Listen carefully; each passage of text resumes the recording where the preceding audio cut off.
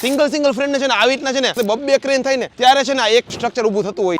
મિત્રો આ એ જ ડૂમ છે જે અનંત અંબાણીના લગ્નમાં યુઝ થતો અને મોદી સાહેબના મોટા પ્રોગ્રામ કે અંબાણીના લગ્ન માટે જે ડૂમ વપરાતા હોય છે ને એને જર્મન સ્ટ્રક્ચર તરીકે ઓળખવામાં આવતું હોય છે અને ખાસ આની ઘણી બધી ખાસિયત છે. આ ઘણા સ્ટેપ્સમાં કમ્પ્લીટ થતું હોય છે. તમને ડિટેલમાં કહું. સ્ટેપ્સ 1, સૌથી પહેલા મેટલના પાઇપના સ્વરૂપમાં છે ને આવીને ટ્રાન્સપોર્ટથી લઈ આવવામાં આવતા હોય છે. આ જેટલા પણ પાર્ટ્સ જેટલા પણ પીસ હોય છે ને બધાને સેપરેટ નંબર આપવામાં આવેલો છે અને બધી વસ્તુ છે ને નંબર વાઇઝ એમની જગ્યાએ જ લાગતા હોય છે. અને સ્ટેપ્સ 2, આવી રીતે છે ને બધા જ આ પાઇપને છે ને આવી રીતના ફ્રેમથી છે ને સ્ક્રૂથી બોલથી લગાવવામાં આવતું હોય છે. આ લગાવવા માટે છે ને જગ્યાને સમથળ કર્યા પછી પ્રોપર છે ને ત્યાં બ્લુપ્રિન્ટ પ્રમાણે છે ને આમ પાયા છાપીને પછી જ આખું ઊભું થતું હોય છે. સ્ટેપ્સ 3, સિંગલ ફ્રેમને છે ને આવી રીતના છે ને ક્રેનથી ઊંચી કરીને આમ લગાવવામાં આવતું છે. તમે જોઈ શકો છો કે એનું વજન કેટલું હોય છે. એક સાથે બબ્બે ક્રેન થાય ને ત્યારે છે ને એક સ્ટ્રક્ચર ઊભું થતું હોય છે. પાર્ટ્સ હોય છે ને જમીનની સાથે ખીલ્લા ખોડીને દાટવામાં આવે છે. એની ઉપર પોલ હોય છે ને એને આ રીતે એસેમ્બલ કરવામાં આવતો હોય છે. અને સ્ટેપ્સ 4, 5, 6, 7, 10 સુધી છે ને આમાં લાઇટિંગ લગાવવાથી લઈને ડેકોરેશન મતલબ કપડું લગાવવું બધી જ વસ્તુ થતી હોય છે. કલાકો કે દિવસો માટેના પ્રોગ્રામ માટે છે ને આ જે ડૂમ ઊભો થતો હોય ને એમાં ઘણી બધી મહેનત લાગતી હોય. ઘણા બધા લોકોનો આમાં કન્ટ્રીબ્યુટ રહેતું હોય છે.